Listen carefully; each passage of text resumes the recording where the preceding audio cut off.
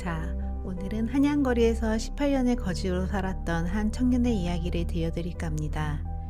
5살의 어머님의 등에 업혀 가문을 떠난 뒤 한양 관통교 다리 밑에서 18년을 살아온 청년이 있었지요. 거지 행색이었으나 어느 누구보다 글자를 알고 있었고 어느 누구보다 거리의 감각을 잘 알고 있었던 그런 청년이었답니다. 오늘 들려드리는 이야기는 조선시대 야담에 자주 등장하는 가문의 비극과 진실의 회복이라는 정서의 영감을 받아 한양 관통교 다리 밑에서 자라난 한 청년의 시선에서 그려본 창작 이야기입니다. 모든 것은 자라난다라는 이야기 속 늙은 거지 두목의 한마디가 그 청년의 18년을 가만히 바치고 있었지요. 영상 끝에는 이 이야기와 관련하여 역사 한 자락도 함께 준비해 두었습니다. 잠시 다른 일들을 내려놓으시고 18년을 살아남은 한 청년의 마음을 따라와 주세요. 당신은 친형을 죽이고도 그 가문의 인장을 쥐고 잠이 오시오? 어느 양반댁 대청마루를 향해 거지 차림의 청년이 외친 한마디였습니다. 18년 전 풍비박산 난 그 집안의 둘째 윤참판이 18년을 휘둘러 온 가문 인장이 거지 한 사람의 말 한마디에 흔들립니다. 청년의 품에서 더 오래되고 더 진짜인 인장이 모습을 드러내자 양반댁 마당이 일순간 얼어붙습니다. 그런데 어찌하여 18년 전 죽었다 알려진 어린 도령이 오늘 거지의 모습으로 이 자리에 서 있단 말입니까? 달빛 아래 이야기가 계속될 수 있도록 구독과 좋아요로 응원의 마음을 보태주세요. 자, 그럼 오늘도 감동적인 옛날 이야기 지금 바로 시작합니다. 한양의 새벽은 안개로부터 시작되었습니다. 종묘 너머에서 솟아오른 해가 운종가 위로 옅은 노을빛을 흘려보내면 그제야 거리는 부산해지기 시작하지요. 보부상들의 집신 끄는 소리, 옹기 장수의 외침, 어딘가에서 풍기는 떡 굽는 냄새. 그러나 그런 풍경의 가장 바깥에는 햇살이 닿지 않는 다리 밑이 있었습니다. 광통교 다리 밑에 서는 거지들이 거적대기를 끌어안고 잠에서 깨고 있었답니다. 마른 기침 소리, 누덕누덕한 옷을 추스르는 소리, 그리고 그 가운데 가장 조용한 한 사내가 있었지요. 도진이었습니다. 23살이라고 했지만 그가 진짜 23살인지 아는 이는 거지 무리 중에서도 늙은 두목 막손뿐이었답니다. 햇볕에 그을린 얼굴, 어깨까지 늘어뜨린 검은 머리. 거지 차림이라고는 해도 가만히 앉아있는 모습에는 어딘가 모를 단정함이 깃들어 있었지요. 도진의 곁에서 한 어린 것이 부스스 일어났습니다. 형님, 또 못 주무셨소. 삼돌이었답니다. 15, 코끝이 빨간 어린 거지. 형이라고 부르지만 사실은 동생이라기보다 도진의 그림자처럼 따라다니는 아이였지요. 잤다. 도진의 목소리는 낮고 짧았습니다. 거짓말. 형님 눈 밑이 까매요. 또 그 양반댁 쪽 보러 갔다 왔수. 도진은 대답하지 않았답니다. 그저 어린 삼돌이의 헝클어진 머리를 한번 쓸어주고는 품속에서 꼬깃꼬깃한 종이 쪽지 하나를 꺼냈지요. 한자 몇 자가 적힌 글이었습니다. 도진은 그것을 펴서 삼돌이 앞에 내려놓았답니다. 오늘은 이 글자다. 또 글자요? 형님은 거지가 왜 글자를 알아야 한다고 그러시오? 세상을 읽으려면 먼저 글을 읽어야 한다. 삼돌이는 입을 비죽 내밀었지만 도진이 손가락으로 한자 한자 짚어주자 곧 진지해졌답니다. 거지 두목이 누덕누덕한 누비저고리를 끌어안고 다가온 것은 그때였지요. 오늘도 글자 가르치냐? 예, 두목. 도진이 막손을 부르는 호칭은 늘 두목이었습니다. 그러나 그 두 글자에는 다른 거지들의 그것과는 다른 무게가 있었지요. 막손이 무성한 흰 수염을 한 번 쓸어내리고는 도진의 옆에 앉으며 한마디를 흘렸답니다. 묻은 것은 자라난다. 도진이 막손을 바라보았습니다.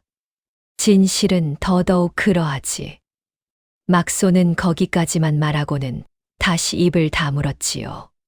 삼돌이는 무슨 말인지 모르겠다는 듯 고개를 갸웃거렸지만 도진은 그저 글자가 적힌 종이를 가만히 내려다보았답니다. 해가 본격적으로 떠오르자 거지들은 하나둘 다리 밑을 나와 구걸길에 나섰습니다. 도진과 삼돌이도 운종가 어기로 향했지요.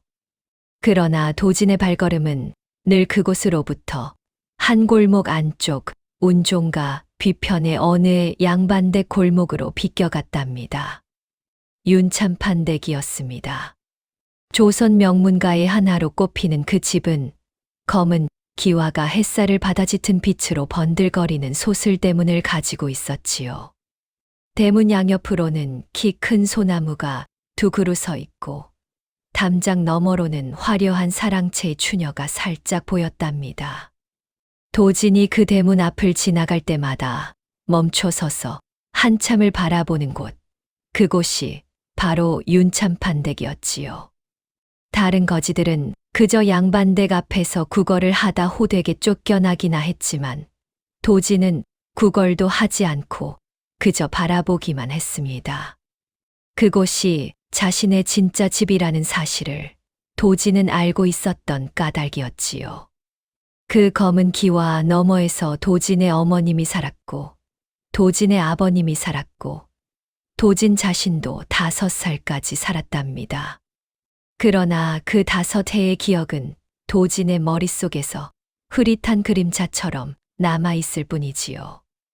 어머님의 옷자락에서 풍기던 향내, 아버님이 어깨에 올려주시던 그 따뜻한 무게, 그리고 어느 봄밤 어머님의 등에 엎여 멀어지던 검은 기와의 모습.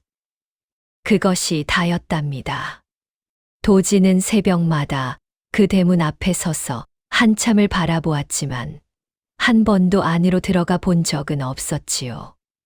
안에서 무슨 일이 있는지, 누가 가주 자리에 앉아 있는지 모르는 것이 아니었답니다. 다만 들어가는 순간 도진의 18년이 끝나버린다는 사실을, 거지로 살아온 그 세월이 한순간에 무너진다는 사실을 도진은 너무도 잘 알고 있었지요. 그래서 그저 멀찍이 바라보기만 했답니다. 매일 새벽 18년 전이었습니다. 이 윤씨 가문은 한양의 어느 가문 못지않은 명문이었지요. 가주는 윤대감 사헌부의 청렴한 관리였답니다. 백성을 사랑하고 부정을 미워하며 한양 시전과 권력자들 사이의 부정 거래를 조사하던 청청한 선비였습니다. 그러나 어느 봄밤 윤대감은 술을 마신 자리에서 갑자기 쓰러져 다시 일어나지 못했지요. 부인은 어린 외아들을 업고 그날 밤 안으로 가문을 떠났는데 그 부인의 시신은 다음 날 새벽 산자락에서 발견되었답니다. 그러나 어머니 등에 엎여 있던 어린 도령의 모습은 끝내 어디서도 찾지 못했지요. 윤참판댁에서는 어린 도령이 산짐승에게 물려갔을 것이라 생각해 더 찾지 않았지요. 그 밤 부인을 호위하던 호위기사 역시 끝내 행방불명. 가문의 가독은 자연히 윤대감의 동생 윤참판에게로 넘어갔지요. 그러나 그날 밤 어머니 등에 엎여 있던 어린 도령은 사실 산짐승에게 물려간 것이 아니었습니다. 어머니는 마지막 숨을 내쉬기 전 어린 아들을 호위기사의 품에 안기며 한마디를 남겼답니다. 아이부터 살려라. 진실은 묻고 반드시 살아남거라. 그 호위기사가 바로 막손이었지요. 그날 이후 막손은 자신의 정체를 거지 두목으로 위장하고 어린 도령을 거지 무리로 숨겨들어 18년을 키워온 셈이었습니다. 도진은 자신이 윤씨 가문의 진짜 적장자 윤찬이라는 사실을 알고 있었답니다. 어머니의 마지막 모습도, 작은 아버지가 아버지에게 독잔을 권한 그날 밤의 일도 막손이 흐릿하게 들려준 조각으로 알고 있었지요. 그러나 알면서도 나설 수가 없었습니다. 당시 도지는 너무 어렸고 그 밤을 입증할 증인도, 자신의 신분을 증명할 수 있는 것들도 아무것도 없었거든요. 무엇보다 어머니의 마지막 부탁이 자신의 안전이었으니까요. 그래서 도지는 18년을 거지로 살아왔답니다. 그러나 거지로 살아도 도지는 다른 거지들과는 달랐지요. 막손이 새벽마다 가르쳐준 글자, 양반댁 자비를 도우며 어깨 너머로 익힌 예의범절, 한양 시전 골목골목을 18년 동안 누비며 익힌 거리의 감각. 그 모든 것이 도진을 다른 거지들과 구별 짓는 것이었답니다. 형님, 저기 봐요. 삼돌이가 구걸하던 손을 멈추고 도진의 옷자락을 잡아당겼습니다. 운종가 한복판으로 가마 하나가 지나가고 있었지요. 가마 옆을 호위하는 청년의 얼굴이 햇살에 드러났답니다. 윤석호였습니다. 윤참판의 외아들. 그러나 도진의 사촌이자 윤씨 가문의 가짜 후계자. 도진과 윤석호는 동갑이었지만 한쪽은 비단 도포를 입고 다른 한쪽은 누덕누덕한 거지옷을 입고 있었지요. 한쪽은 옥반지를 끼고 다른 한쪽은 손등에 그을음이 묻어 있었답니다. 윤석호의 얼굴에는 양반의 거만함이 자연스럽게 배어 있었습니다. 그러나 그 얼굴 속 어딘가에는 도진의 얼굴과 묘하게 닮은 구석이 있었지요. 같은 핏줄이었으니까요. 윤석호는 자기 아버지가 큰아버지를 독살한 살인자라는 사실을 모른 채 자라났답니다. 그저 어릴 적부터 자신이 윤씨 가문의 적장자이자 외아들이라고 들으며 자랐을 뿐이지요. 거짓 위에 세워진 양반의 자존심, 그것이 윤석호가 가진 모든 것이었습니다. 저놈은 항상 저렇게 거만하지. 삼돌이가 입을 비죽 내밀며 한마디 했지만 도지는 대답하지 않았답니다. 그저 가마가 사라진 골목 끝을 한참 바라보았지요. 그날 점심 무렵 운종가의 또 다른 가마가 도진의 시야를 가로질렀습니다. 자줏빛 비단 도포에 가는 금사로 자수를 새기고 손에는 배곡 부채를 든 노인이 가마에서 내리는 모습이었지요. 머리는 단정한 상투에 검은 망건을 두르고 햇볕 안 든 듯 창백한 얼굴의 옅은 입꼬리가 웃지 않아도 웃는 듯한 인상이었답니다. 조판서였습니다. 조태성. 한양시전과 밀무역으로 불을 쌓아 권문세가의 반열에 오른 인물. 도지는 그 노인의 얼굴을 똑똑히 알고 있었지요. 막손이 18년 동안 도진에게 가장 자주 일러준 이름이었으니까요. 아비를 죽인 자는 윤참판이지만 그 손에 독을 쥐어준 자는 따로 있다. 조판서. 그 이름을 잊지 말거라. 그 조판서가 지금 운종가 한복판을 지나며 멀찍이 서 있는 거지 청년을 단 한 번도 쳐다보지 않고 비단 가마로 다시 올라타고 있었답니다. 도지는 가만히 그 모습을 지켜보았지요. 그날 그 가마 안에 앉은 조판서의 손에 들린 배곡 부채가 어쩐지 18년 전 그 밤에 쥐어진 독잔처럼 보였습니다. 오후가 깊어갈 무렵 도지는 삼돌이를 데리고 윤참판댁의 부엌 뒷골목을 지나가게 되었답니다. 양반댁 부엌에서는 무엇이라도 얻어먹을 수 있을까 하여 삼돌이가 졸랐기 때문이었지요. 그때였습니다. 부엌 뒷문이 열리면서 한 노파가 빈 그릇을 들고 나왔답니다. 빛바랜 회색 무명 저고리에 검정 통치마를 입고 흰 앞치마를 둘렀지요. 자글자글한 깊은 주름 사이로 사람을 알아보는 깊은 눈이 빛났습니다. 점례 할멈이었습니다. 노파의 시선이 도진의 얼굴에서 멎었습니다. 한 호흡, 두 호흡, 세 호흡. 그 짧은 사이에 노파의 손에 들린 빈 그릇이 살짝 떨렸지요. 눈매가 누군가를 닮았구나.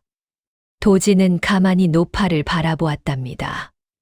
노파가 황급히 고개를 숙이며 부엌 안으로 다시 들어갔지만 그 짧은 순간 도지는 무언가를 보았지요.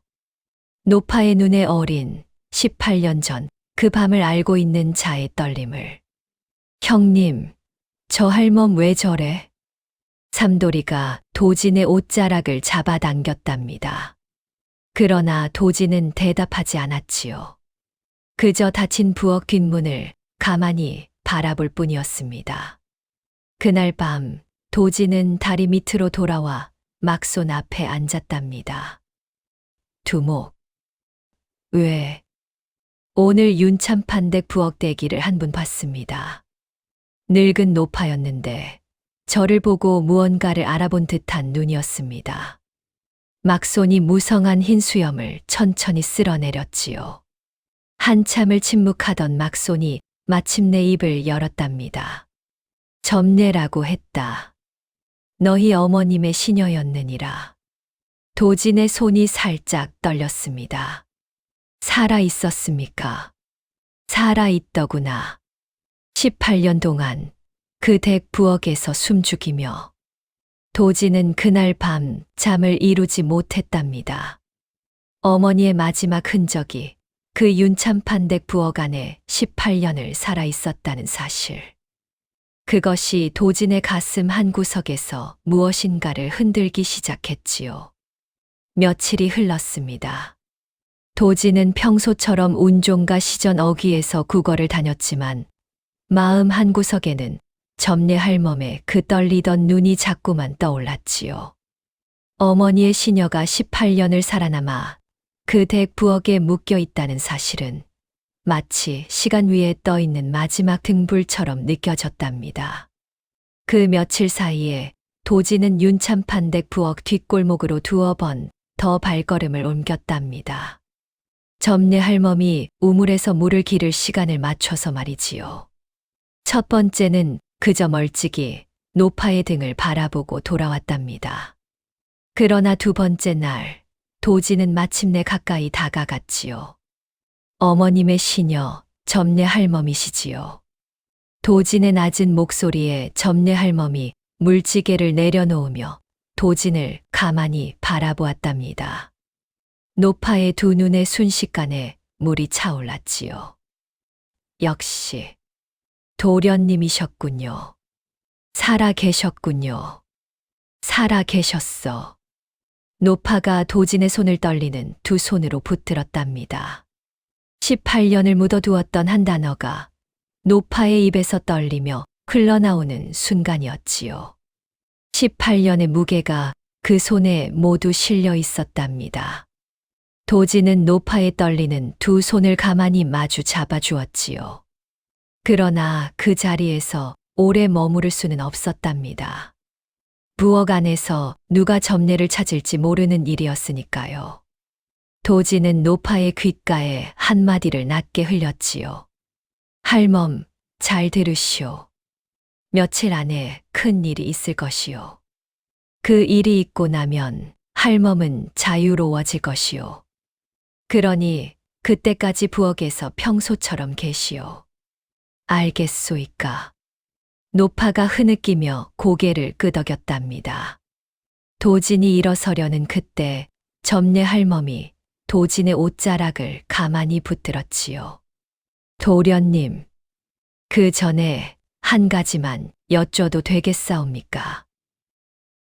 말씀하시오, 할멈. 마님 이야기를 한 번이라도 도련님께 들려드리고 싶었사옵니다. 18년을 부엌에서 혼자 묻어두었던 마님의 모습을 도련님 앞에서 한 번이라도 풀어놓고 싶었사옵니다. 도진의 발걸음이 멎었답니다. 노파는 도진의 옷자락을 놓지 않은 채 18년을 묻혀두었던 어머님 이야기를 한자 한자 꺼내기 시작했지요. 좋은 분이셨지요. 손이 따뜻하셨고요. 부엌의 어린 종에게도 늘 한마디 안부를 묻는 분이셨답니다. 도련님께서 5살 되시던 해에 처음 글자를 가르치셨는데 그때 마님께서 직접 붓을 쥐어주셨지요. 작은 손에 큰 붓이 어울리지 않다고 한참을 웃으시던 그 모습이 노파가 말끝을 흐렸답니다. 노래도 잘 부르셨답니다. 도련님 잠드실 때마다 부르시던 자장가가 있었지요. 달도 자고 별도 자고 우리 아가도 잠들 거라고. 그 노래를 부르시면 도련님께서 마님 품에서 잠이 드셨지요. 그 노래. 제가 18년을 이 부엌에서 혼자 흥얼거리며 살아왔사옵니다. 도진의 손이 살짝 떨렸답니다. 자장가의 가락이 어디선가 흐릿하게 들리는 듯한 느낌이었지요. 18년 동안 묻혀있던 어머님의 노래가 한 노파에 떨리는 입에서 다시 흘러나오는 순간이었답니다. 도진은 더 묻지 않았지요. 그저 노파에 떨리는 손 위에 자기 손등을 가만히 한 번 더 대고는 골목을 빠져나왔답니다. 그 손등 위에 어머님이 직접 붓을 쥐어주셨다는 그 5살의 손이 겹쳐지는 듯한 느낌이었지요. 그러던 어느 날 오후 시전 어귀의 비단 가게 앞에서 도진은 우연히 한 양반 둘의 대화를 엿듣게 되었지요. 윤참판 댁과 조판 서댁이 사돈을 맺는다지요? 그렇다더이다. 윤참판의 외아들 석호와 조판서의 외동딸 혜인이가 혼례를 치른다 하더이다. 다음 달 길일에 맞춰 한양에서 가장 큰 잔치가 열릴게요. 도진의 손에 들린 구걸 그릇이 살짝 떨렸답니다. 조판서가의 외동딸 혜인. 도진은 그 이름을 알고 있었지요. 그러나 그 이름보다 도진을 흔든 것은 두 가문이 사돈을 맺는다는 사실 그 자체였습니다. 윤참판과 조판서. 18년 전형 윤대감을 죽음으로 몰아넣은 그 두 손이 이제 혼례라는 이름으로 영원히 묵히려 하고 있었던 것이지요. 도진은 그날 밤 막손 앞에 다시 앉았답니다. 두목, 두 댁이 사돈을 맺는다 합니다. 막손은 한참을 침묵하더니 마침내 깊은 한숨을 내쉬었지요. 그자들이 결혼으로 묶이면 18년 동안의 비밀은 영영 풀리지 않는다. 사돈은 가문의 운명을 하나로 묶는 끈이니까. 게다가 조판서가 또 다른 청렴한 관리 한 사람을 노리고 있다는 말이 시전에 흘러나오더라. 18년 전 너희 아비에게 한 짓을 또 한 번 할 작정이지. 도진의 주먹이 천천히 쥐어졌습니다. 그러나 막손은 도진의 어깨에 손을 얹으며 무거운 목소리로 한마디 덧붙였답니다. 명심하거라. 너희 어머님께서 마지막으로 남기신 말씀은 아이부터 살려라. 진실은 묻고 반드시 살아남거라였느니라. 내가 나서는 순간 조판서의 손이 너에게 닿을 것이다. 18년을 살아남은 의미가 모두 사라진다. 도진은 대답하지 않았지요. 그날 밤 도진은 다리 밑에서 한잠도 자지 못했답니다. 옆에서 코를 골며 자는 삼돌이의 작은 어깨를 바라보며 18년의 세월을 가만히 헤아렸지요.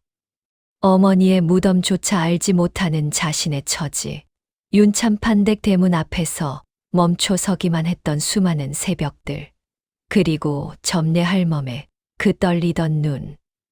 어머니라면 어떤 선택을 하셨을까? 도진의 입에서 작은 중얼거림이 새어나왔답니다.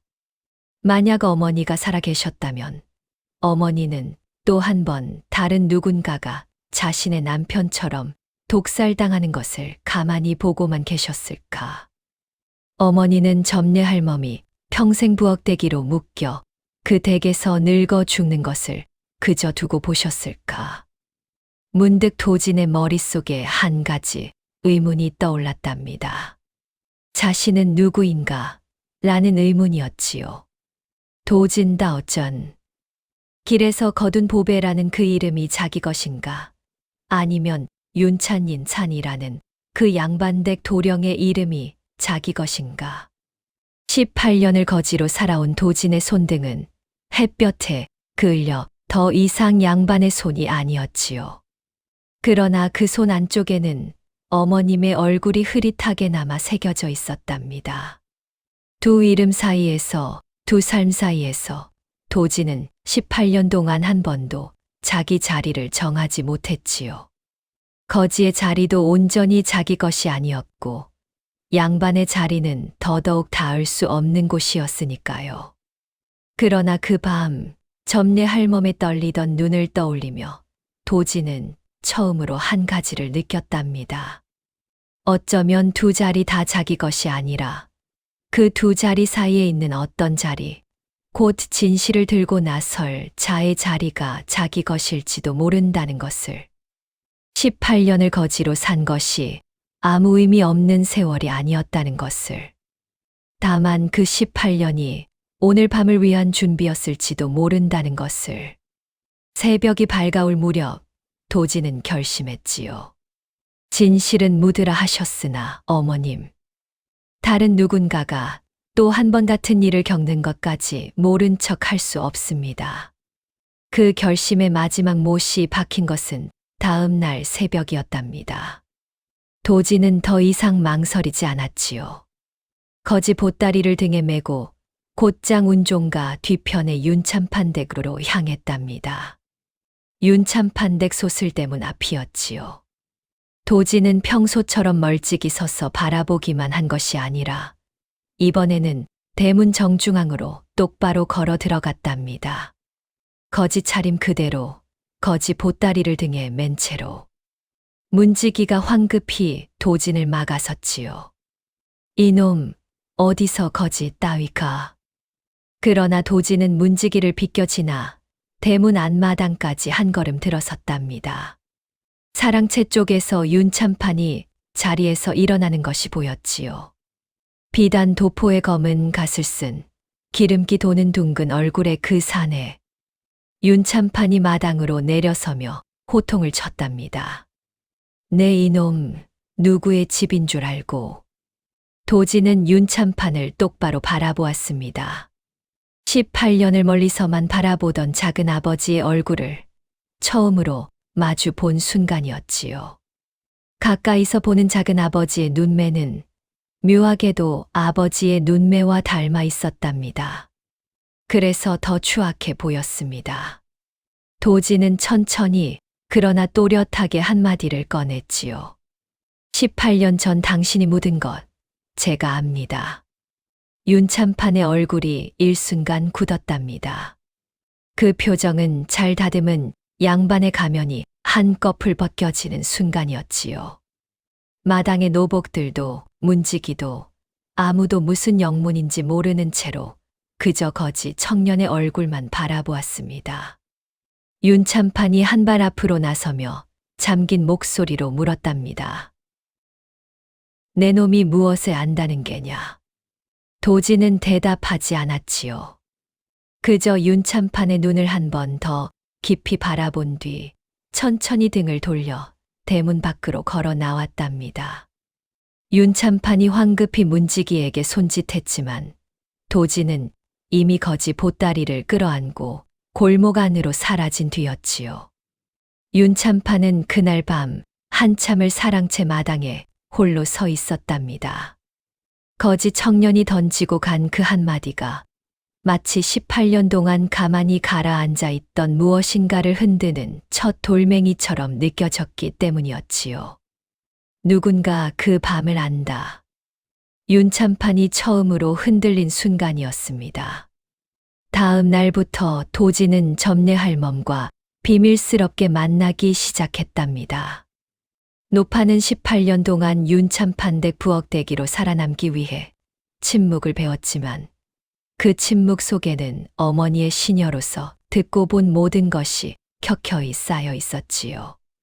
도련님 윤참판은 시전 거상들로부터 매달 적지 않은 은자를 받고 있답니다. 부엌 뒷문으로 그 은자 괴짝이 들어오는 것을 제가 18년을 봐왔지요. 모두 조판서의 손에서 나온 것입니다. 그리고 이번 혼사 말이지요. 본 잔치는 양반들 자리이지만 잔치 다음 날 따로 자리를 마련해 두었다 하더이다. 윤씨 가문을 위해 오래도록 수고해 준 옛 일꾼들의 노고를 치하하는 자리라는 명목이지요. 18년 전 그 댁에 있었던 옛 노복들이 모두 초대를 받았다 합니다. 저까지도 말이지요. 도진의 눈빛이 날카로워졌습니다. 잔치 자리에서 무슨 일이 벌어진다는 말이요. 잘은 모르오나 조판서의 부하 한 명이 부엌으로 약초를 가져오라 시켰는데 그 약초가 평소에 쓰는 약재가 아니더이다. 제가 어릴 적 의원에서 일한 적이 있어 약초는 좀 압니다. 그것은 노파가 말끝을 흐렸지요. 도지는 굳이 그 말을 끝까지 듣지 않아도 알 수 있었답니다. 18년 전 아버지에게 권해진 그 잔에 들어있던 것과 같은 것이라는 사실을. 옛 일꾼들 치한다는 그 자리를 빌미로 한자리에 모은 산증인들을 한꺼번에 처리할 작정이요.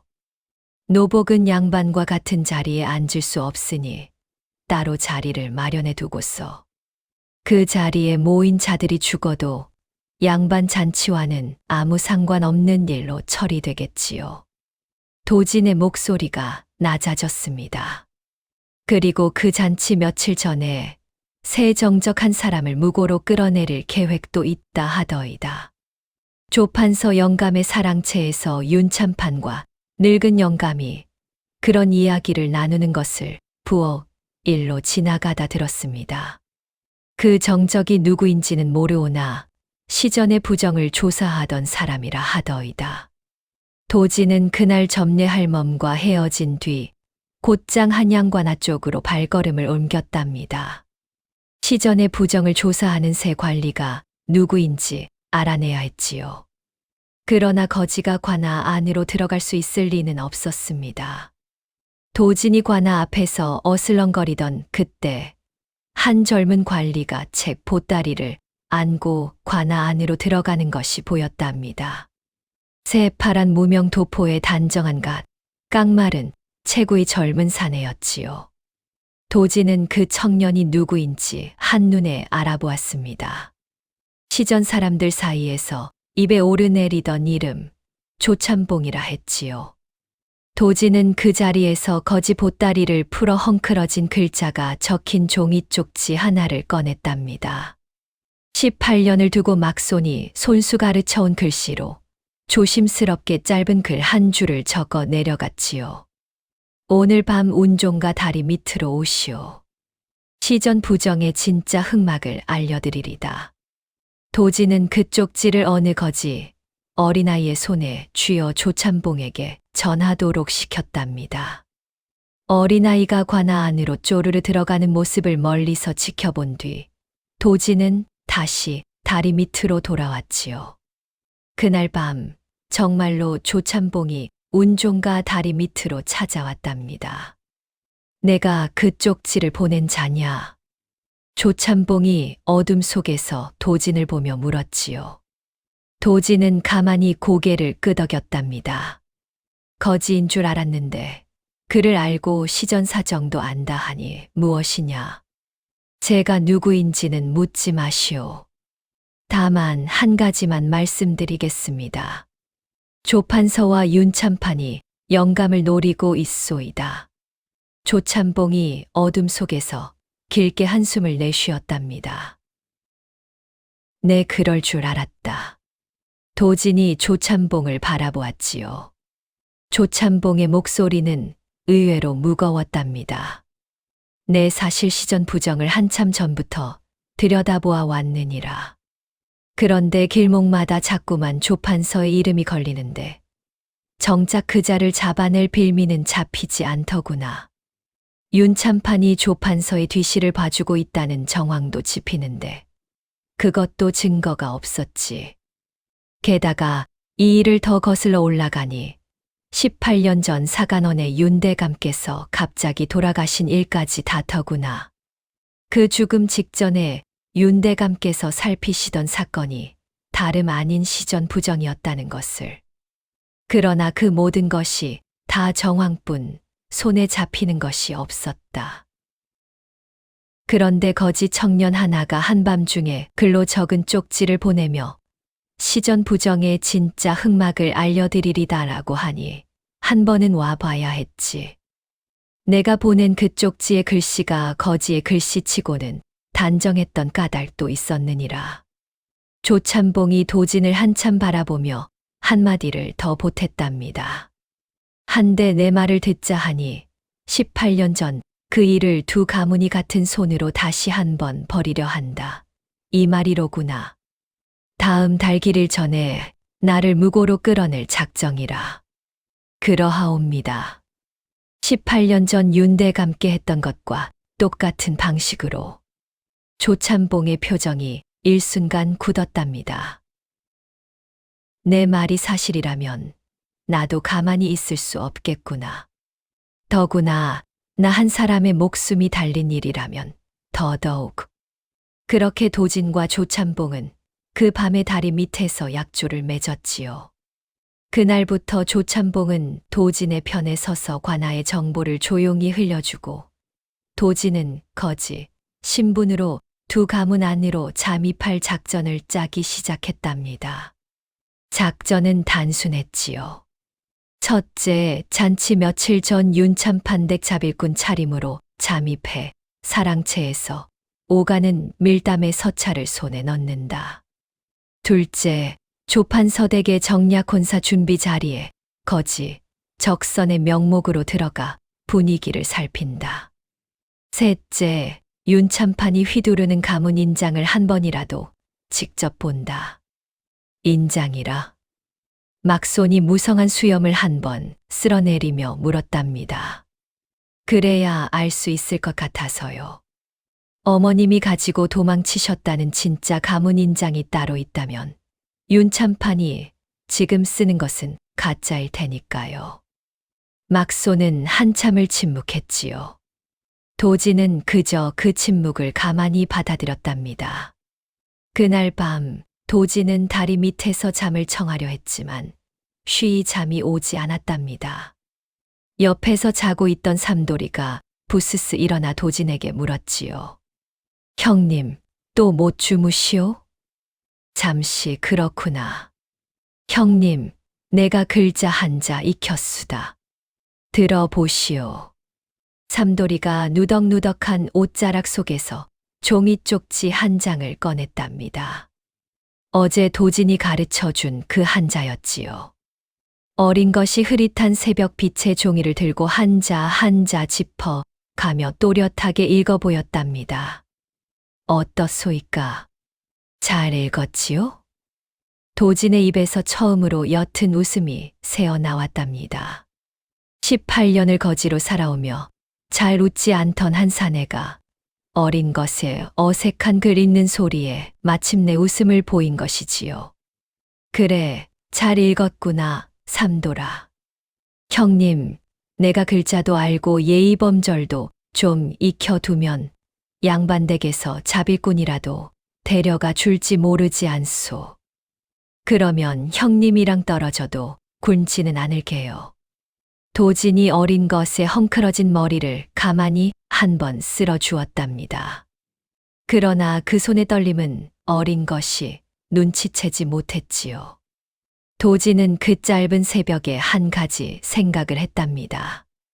이 어린 것을 빠른 시일 안에 거지의 거리에서 빼내야겠다고.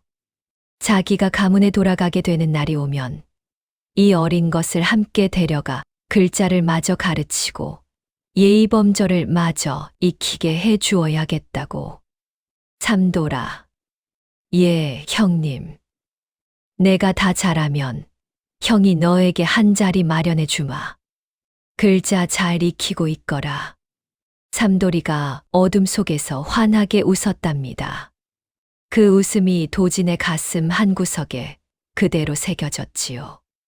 그러나 그날 새벽 도진이 마음속에 그린 그 그림은 결국 그릴 수 없는 그림이 되고 말았답니다.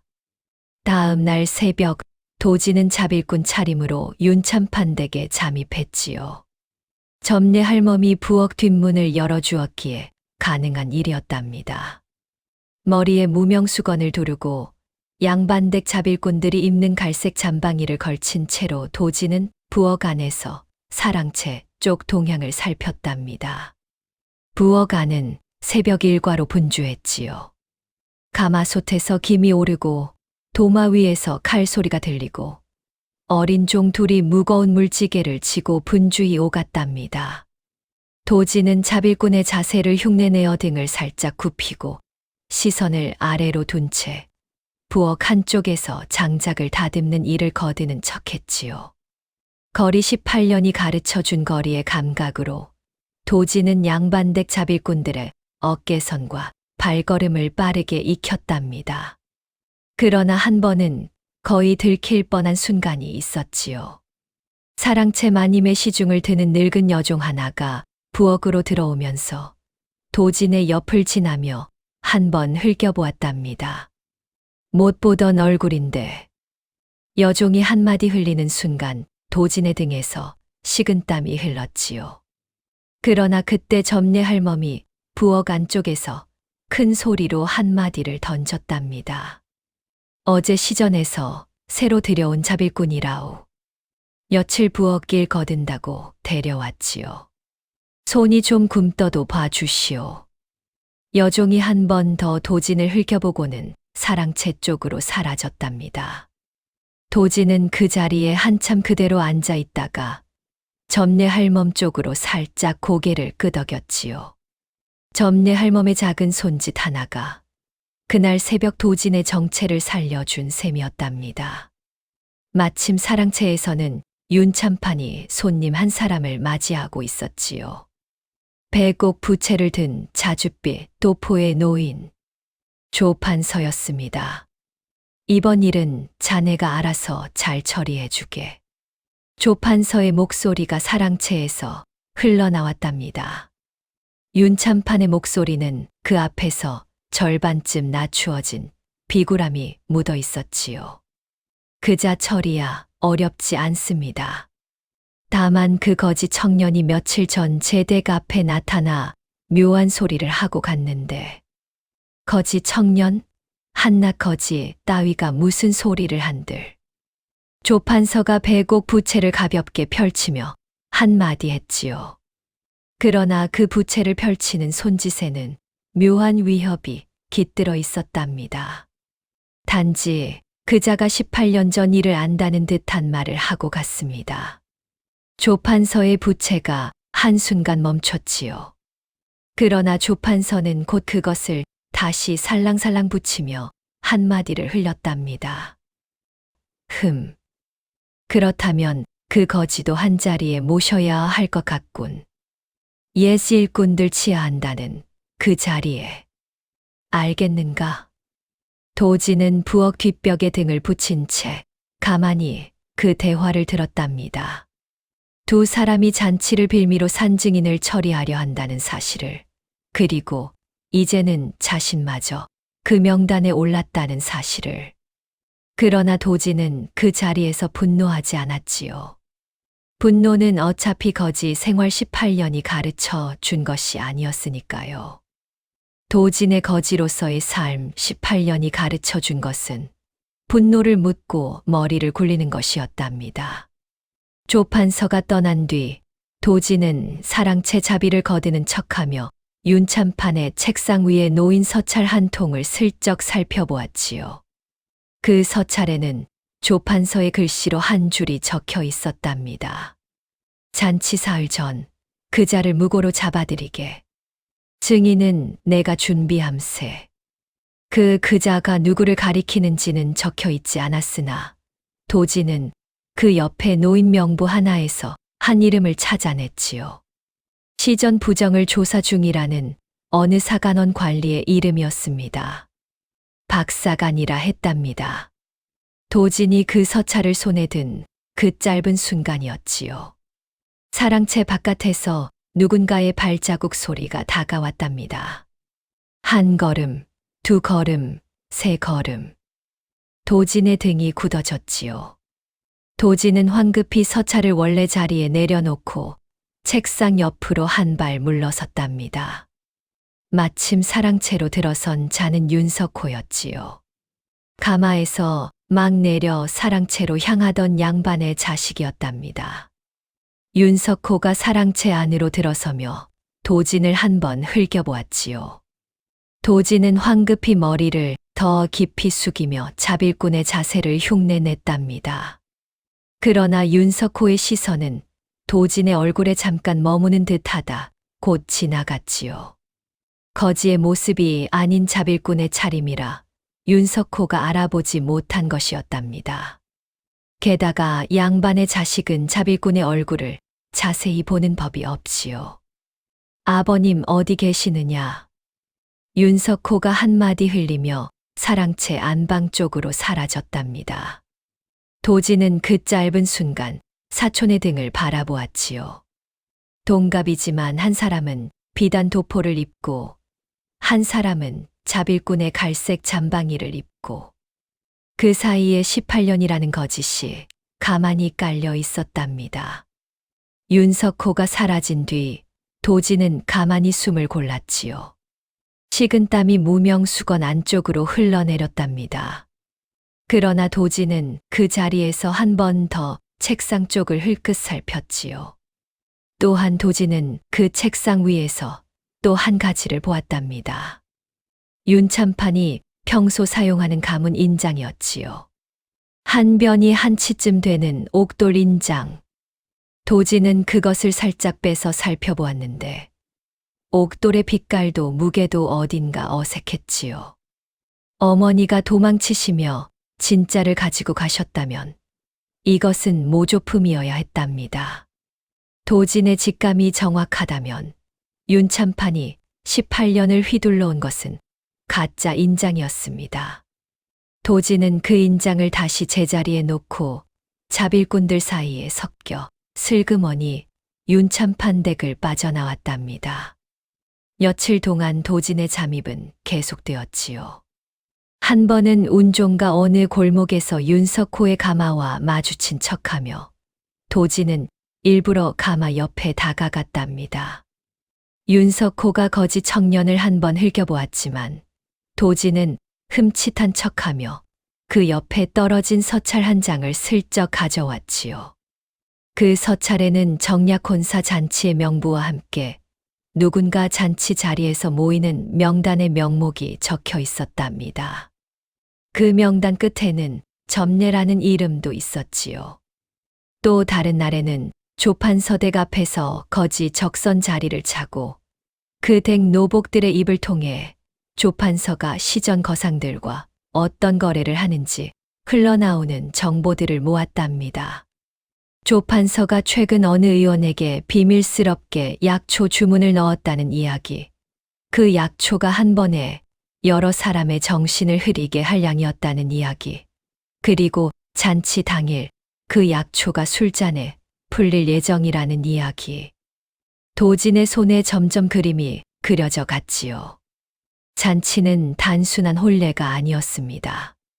18년 전 같은 밤을 두 번째로 재현하려는 음모, 거기에 18년 전의 산증인까지 함께 묻어버리려는 더 큰 그림.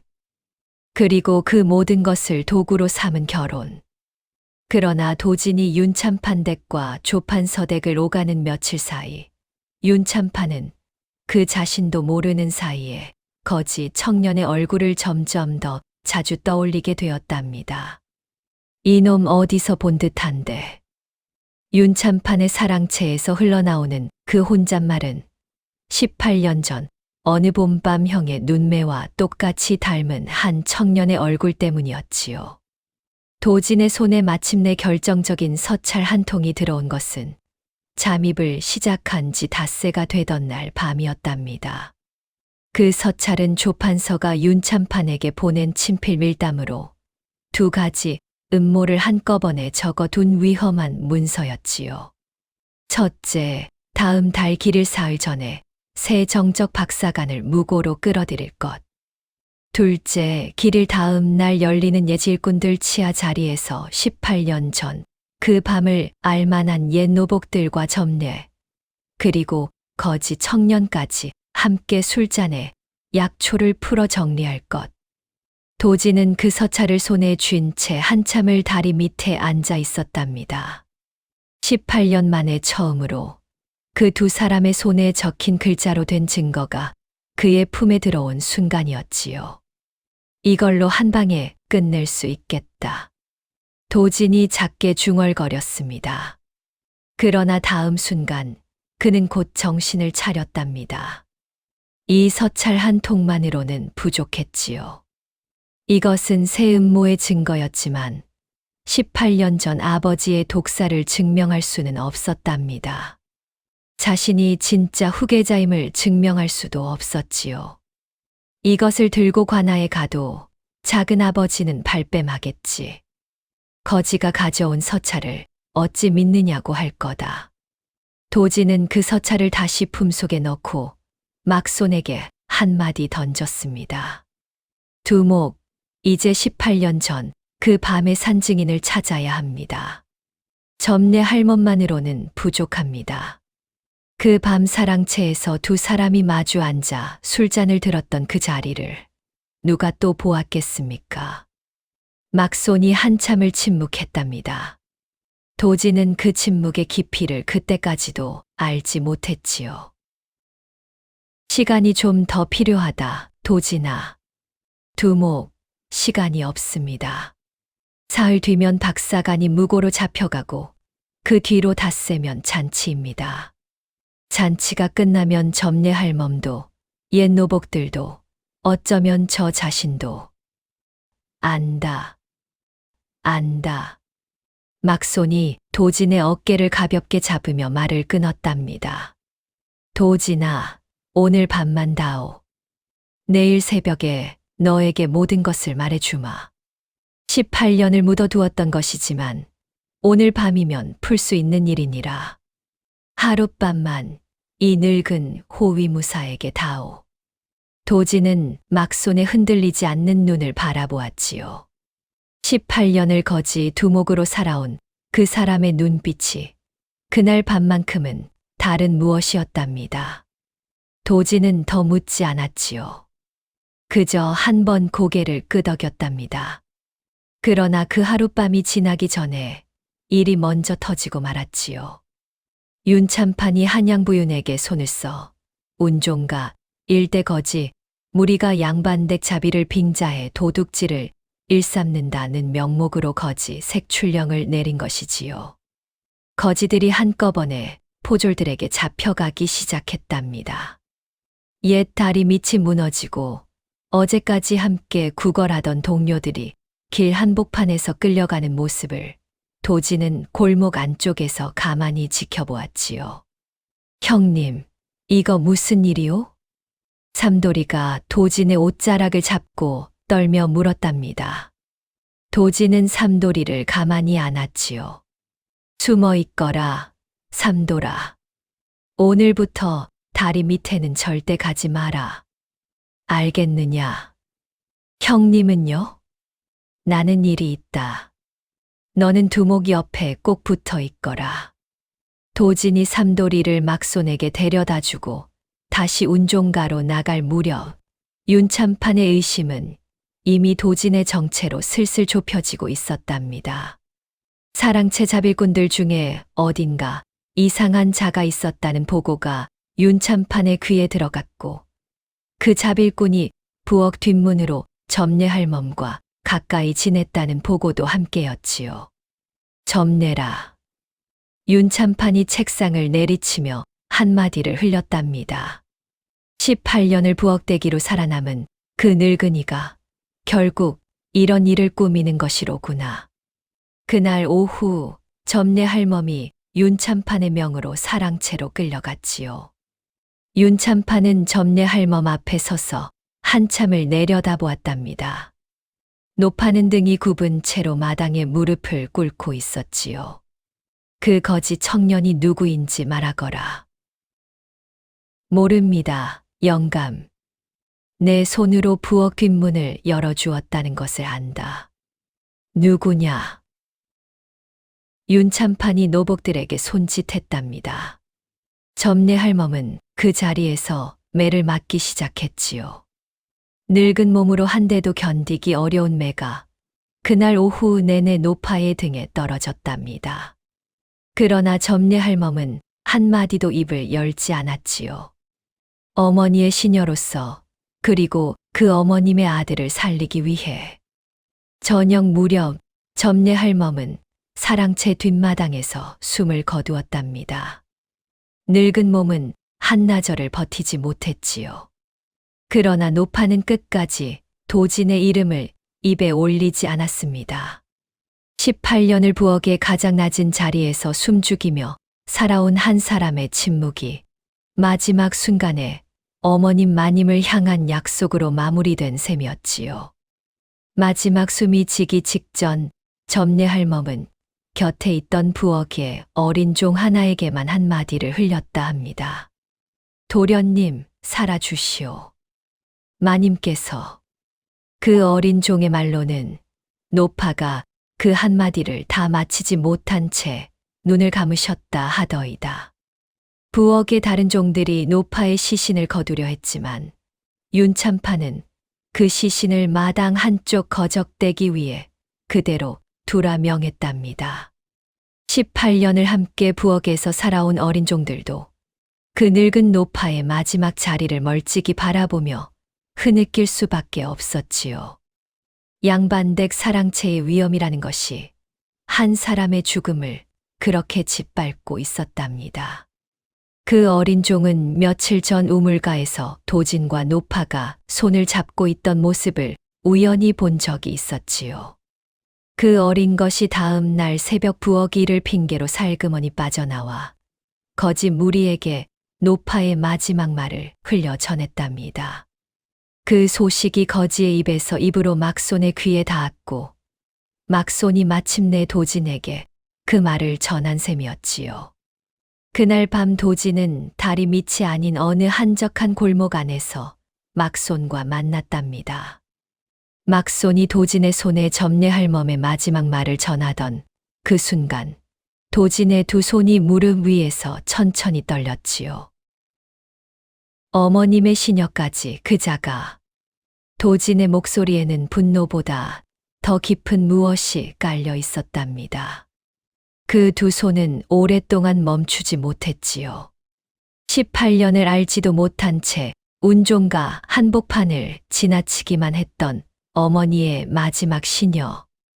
마침내 만났을 때는 그저 며칠뿐 그 짧은 며칠이 노파의 목숨을 가져간 셈이었으니까요. 두목. 그분은 18년을 그 부엌에서 견디셨는데 제가 만나러 가지 않았더라면 그분은 적어도 오늘 밤은 사셨을 텐데요. 막손은 도진의 어깨에 가만히 손을 얹었답니다. 그러나 무어라 위로의 말을 꺼내지는 못했지요. 그 자리에서 두 사람은 한참을 그렇게 침묵 속에 앉아 있었답니다. 그러나 비극은 거기서 끝나지 않았지요.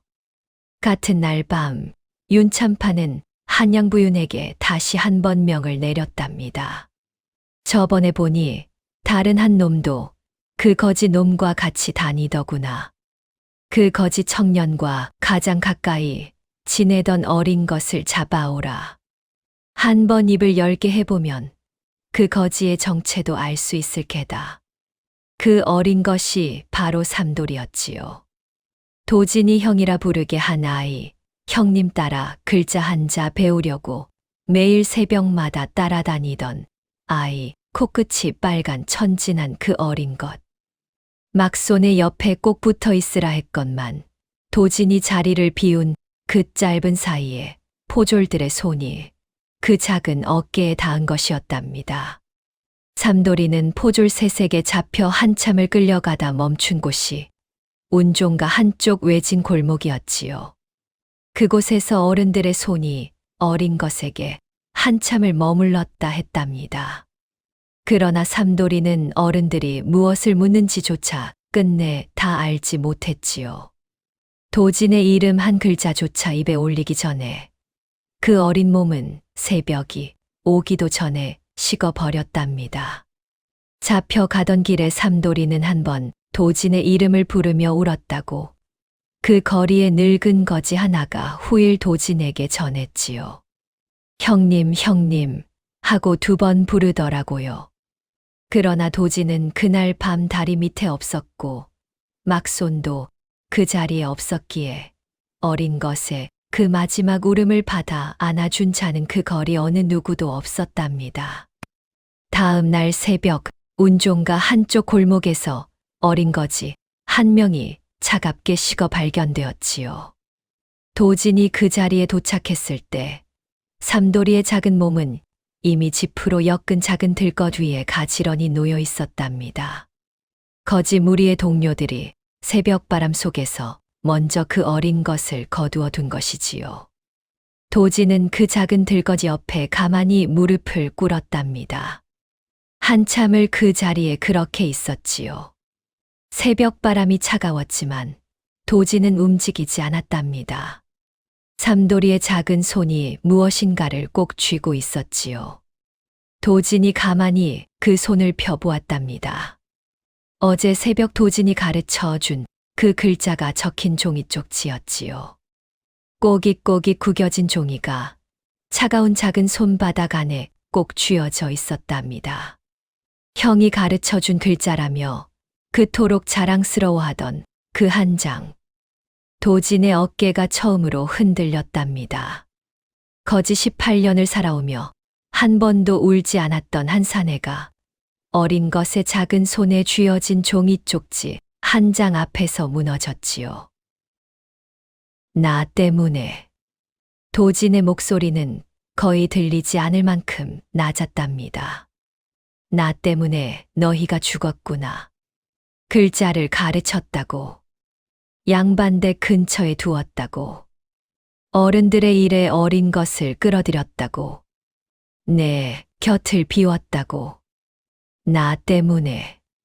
그 새벽 운종가 한쪽 골목에 함께 살던 거지 무리 가운데 살아남은 자들이 하나둘 모여들었답니다. 어린 것이 한 명 죽었다는 소식은 거지의 거리에서 가장 빠르게 도는 소식이지요.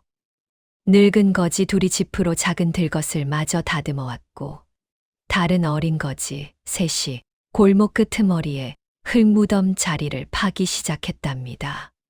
거지들의 장내에는 곡소리도 향도 비단도 없었지요. 그저 흙 한 줌과 집 한 단과 그리고 함께 살던 자들의 침묵뿐이었답니다. 그러나 그 침묵은 어느 양반의 곡소리보다 깊었지요. 살아남은 자들이 죽은 어린 것을 묻으며 자기들도 언제 같은 자리에 묻힐지 모른다는 그 무게를 함께 짊어졌으니까요. 도진은 흙무덤이 다 다듬어질 때까지 그 자리를 떠나지 않았답니다. 흙 한 줌을 손에 쥐었을 때 그 손이 처음으로 한 번 떨렸지요. 그러나 그 흙을 무덤 위에 뿌리는 순간 도진의 손은 다시 단단해졌답니다. 음모 서찰 한 통을 손에 쥐고 한 방에 끝내겠다고 생각했던 그 자신감이 그 자리에서 무너졌지요. 윤참파는 도진이 음모 서찰만으로는 자기를 무너뜨릴 수 없다는 것을 알고 있었답니다. 그래서 그자는 산 증인들부터 먼저 끊어내고 있었던 것이지요. 18년 전 그 밤을 알 만한 사람들을 한 명씩 음모 서찰만으로는 18년 전 살인은 묻을 수 없다. 내가 진짜 후계자라는 증거도 없다. 어머니의 한도 풀 수 없다. 흙무덤 앞에서 도진이 작게 중얼거렸답니다. 18년의 무게가 한 사람의 어깨 위에 그대로 쏟아진 모습이었지요. 그 어깨로는 도저히 일어설 수가 없는 그런 무게였습니다. 그날 도진은 운종가 어느 빈 헛간 안에 자리를 잡았답니다. 거지 색출령으로 다리 밑은 더 이상 안전하지 않았고 도진의 정체도 거의 들킨 셈이었으니까요. 막손이 도진의 앞에 가만히 앉았답니다. 흰 수염이 흐릿한 호롱불 빛에 잔잔히 흔들렸지요. 두목, 저는 도진이 입을 열다 말았답니다. 막소는 도진을 가만히 바라볼 뿐이었지요. 저는 어머님의 마지막 부탁을 지키려 했습니다. 진실은 묻고 저 자신이라도 살리려 했지요. 그러나 그 결심으로 점례 할멈이 죽었고 삼돌이가 죽었습니다.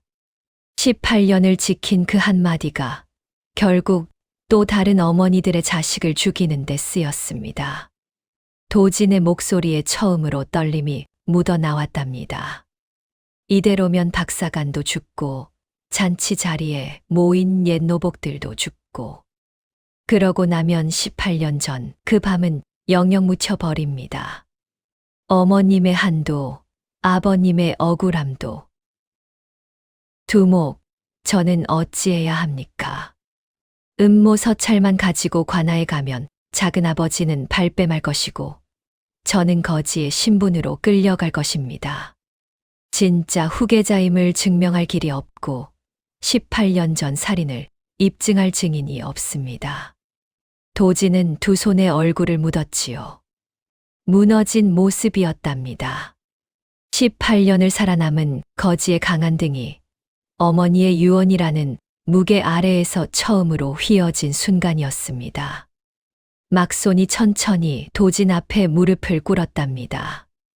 늙은 거지가 어린 거지 앞에 무릎을 꿇는다는 일은 그 헛간 안에서 어떤 의례처럼 무겁게 느껴졌지요. 도진아. 내 어머님은 마지막 순간 두 가지 말씀을 남기셨다. 하나는 아이부터 살려라. 진실은 묻고 반드시 살아남거라. 그것은 너에게도 들리도록 하신 말씀이었지. 그러나 또 하나 나에게만 따로 하신 말씀이 있었느니라. 도진이 얼굴에서 손을 떼고 막손을 바라보았답니다. 또 하나라니요. 이 아이가 진실을 들고 나설 만큼 자랐을 때, 그때까지만 내가 가지고 있어다오. 그분께서 그렇게 말씀하셨다, 도진아. 너희 어머님은 진실을 영영 묻으라 하신 것이 아니야. 다만 어린 자식이 자라기까지 묻어두라 하셨을 뿐이지. 막손이 자신의 누비저고리 속 허리에 매단 작은 천 주머니를 풀어 꺼냈답니다. 그 주머니 안에서 한 변이 한 치쯤 되는 옥돌 인장 하나가 호롱불 빛의 모습을 드러냈지요. 도진의 숨이 멎었답니다. 윤참판의 책상에서 본 그 인장과는 옥돌의 빛깔도 새겨진 문양의 깊이도 무게도 달랐지요. 도진의 직감이 정확했던 것이랍니다. 윤참판이 18년을 휘둘러 온 인장은 가짜였고 진짜 윤씨 가문의 인장은 어머니의 시신과 함께 사라진 것이 아니라 어머니의 호위 기사 막손의 허리에서 18년을 살아 있었던 셈이지요. 두목. 이것이 진짜 윤씨 가문의 인장이다. 너희 어머님께서 그 밤 너를 내 등에 엎혀보내시며 이것도 함께 내 손에 쥐어주셨지. 윤참판이 휘두르는 것은 모조품이다. 그자가 18년을 가주 행세한 것은 거진 위에 세운 권력이었던 셈이야. 도진의 손이 천천히 그 옥돌 인장을 받아들었답니다. 차가운 옥돌의 감촉이 손바닥에 닿는 그 순간, 도진은 18년 만에 처음으로 아버지의 무게를 손에 쥔 것 같은 느낌이었지요. 그러나 두목, 이 인장만으로는 안다. 인장만으로는 18년 전 살인을 입증할 수 없지. 그래서 또 하나가 있다. 막손이 길게 숨을 내쉬었답니다. 나는 너희 어머님의 호위 기사였느니라. 거지 두목으로 18년을 살아왔지만 본래 나는 어머님의 호위무사 막손이었지. 그날 밤 사랑채에서 윤참판이 너희 아버님에게 독잔을 권하던 그 순간 나는 그 마당의 뒤편에 있었느니라. 두 사람이 마주 앉은 모습도 술잔이 오가는 모습도 너희 아버님이 한 모금 마신 뒤 천천히 무너지시던 모습도 나는 두 눈으로 보았다. 도진의 두 손이 진짜 인장을 쥔 채로 한참 떨렸답니다. 두목이 그날 밤 그 자리에 있으셨다고요. 있었다. 그러나 나 혼자서는 그자에게 맞설 수 없었지. 너희 어머님이 너를 업고 도망치실 때 나도 함께 그 자리를 떠야 했다. 진짜 인장도 그 밤의 진실도 모두 나 하나의 입과 손에 묻혀 18년을 살아왔지. 너희 어머님께서 마지막으로 부탁하신 그 한마디 때문에 아이부터 살려라. 그러나 이제 너는 자랐다, 도진아. 너 혼자 진실을 들고 나갈 만큼. 그리고 어머님의 한은 너의 안전 너머에 있다는 것을 이제는 나도 안다. 점례 할멈이 죽고 삼돌이가 죽은 이 마당에 더 이상 묻어둘 수가 없지 않으냐. 도진은 한참을 그 인장을 손에 든 채 가만히 있었답니다. 호롱불 빛이 흔들렸고 헛간 바깥에서는 새벽 바람이 지나갔지요. 마침내 도진이 천천히 입을 열었답니다. 두목. 왜? 내일 새벽 관하로 갑시다. 진짜 인장과 두목의 증언과 그 음모 서찰과 세 가지를 한꺼번에 들고 막손이 무성한 흰 수염을 한번 쓸어내리며 고개를 끄덕였지요. 그래야지. 박사관 영감도 그 자리에 함께 모셔야 한다. 조참봉이 그분을 모셔올 것이다. 그러면 그자가 어떤 음모를 꾸미고 있었는지 그 음모의 표적이 직접 증인으로 설 수 있을 테니까. 도진이 천천히 일어섰답니다. 헛간 벽에 기대 서 있던 거지 보따리를 한 번 메고 진짜 인장을 품 깊숙이 넣었지요. 막손도 따라 일어서며 자신의 누비저고리 매무새를 정갈히 다듬었답니다. 18년을 거지로 살아온 두 사람이 이제 사람의 몸을 곧게 펴는 순간이었지요. 그날 밤이 마지막 거지의 밤이었습니다. 다음 날 새벽 한양부윤이 관하 대청의 자리를 잡은 시각이었답니다. 정직한 부윤은 조참봉의 부탁으로 18년 전 윤대감 독살 사건의 재조사를 정식으로 열기로 한참이었지요. 박사관 영감도 한자리에 동석해 있었답니다. 마당으로 윤참판과 조판서가 이끌려 들어왔습니다. 두 사람의 얼굴에는 처음에는 평소의 거만함이 그대로 남아 있었지요. 거지 청년 하나의 고병가비엔으로 양반 둘이 관아에 불려 나왔다는 사실이 못 믿어온 듯한 표정이었답니다. 그러나 마당 한가운데에 서 있는 한 거지 청년의 모습을 보는 순간 윤참판의 얼굴이 점점 굳어졌지요. 도진이었습니다. 도진의 곁에는 막손이 함께 서 있었답니다.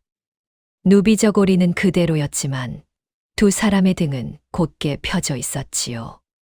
부윤이 위험 있는 목소리로 말문을 열었답니다. 오늘 이 자리는 18년 전 사간원의 윤대감이 의문의 죽음을 맞이한 사건과 최근 한양에서 일어난 두 가지 일에 대해 다시 살피기 위함이로다. 거지 청년, 그대의 이름은 무엇인가? 도진이 한 발 앞으로 나아갔답니다. 제 이름은 도진이라 하옵니다. 길에서 거둔 보배라는 뜻이지요. 그러나 그 이름은 18년을 거지로 살기 위한 것이었습니다. 본명을 따로 가지고 있사옵니다. 도진이 품속에서 옥돌 인장을 꺼냈지요. 손바닥 위에 가만히 올려놓고 부윤 쪽으로 정중하게 내밀었답니다. 이것이 윤씨 가문의 진짜 인장이옵니다. 18년 전 어머님께서 가지고 도망치셨고 어머님의 호위기사가 18년을 보관해 왔지요. 윤참판이 18년 동안 휘둘러온 인장은 모조품이옵니다. 부윤이 윤참판의 사랑채에서 압수해 가져온 다문 인장을 책상 위에 놓고 도진이 내민 진짜 인장을 그 옆에 나란히 놓았답니다. 두 인장이 마주 놓이자 그 차이는 한눈에 분명해졌지요. 옥돌의 빛깔도, 새겨진 문양의 깊이도, 무게도, 진짜와 가짜의 차이가 그곳에서 정확하게 드러난 셈이었답니다. 윤참판의 얼굴이 처음으로 일그러졌습니다. 그것은 윤참판. 부윤의 목소리가 차가워졌지요. 18년을 가짜 인장으로 가주 행세를 했다는 말이 된다. 그렇다면 그 18년 자체가 거짓 위에 세운 것이 된다. 진짜 인장이 어찌하여 거짓 청년의 손에 있는지 그 까닭부터 묻겠노라. 도진이 천천히 그러나 또렷한 목소리로 입을 열었답니다. 부윤 영감, 제 진짜 이름은 윤찬이옵니다. 18년 전 죽었다 알려진 윤대감의 외아들이지요. 어머님 등에 업혀 그 밤을 도망쳐 살아남았으며 어머님께서 길에서 숨을 거두시기 전 저를 호위기사에게 맡기시며 진짜 인장을 함께 맡기셨사옵니다. 마당이 일순간 얼어붙었지요. 윤참판의 입에서 잠긴 신음이 흘러나왔답니다. 이놈, 어찌 살아있단 말이냐. 도지는 윤참판의 얼굴을 정면으로 마주 보았답니다. 18년 전 그 밤 사랑채에서 작은 아버님께서 친형이신 아버님에게 독잔을 권하셨지요. 그 자리에는 또 한 사람이 함께 있었사옵니다. 어머님의 호위기사. 그분이 그 밤을 두 눈으로 보았사옵니다. 부윤이 막손 쪽으로 시선을 돌렸지요. 호위기사라. 그대의 이름은 무엇인가? 막손이 한 발 앞으로 나오며 정중히 머리를 숙였답니다. 소위는 막손이라 하옵니다. 18년 전 윤대감 댁 부인의 호위무사로 들어와 있던 자이옵니다. 그 밤 부인의 명을 받아 사랑채 마당 뒤편에서 동향을 살피고 있었지요. 윤참판이 형님 윤대감께 술잔을 권하시던 모습을 윤대감께서 한 모금 드신 뒤 천천히 무너지시던 모습을 그리고 윤참판이 그 자리에 한참을 가만히 서 계시던 모습을 소희는 두 눈으로 보았사옵니다. 윤참판의 얼굴이 새파랗게 질렸답니다. 이놈 거짓이다. 거짓이야. 거짓이 아니옵니다. 막손의 목소리는 단단했지요. 그날 밤 사랑채 뒷마당에 모란 꽃이 활짝 피어 있었고 술상에는 청자 술병 하나와 백자 잔 2개가 놓여 있었습니다.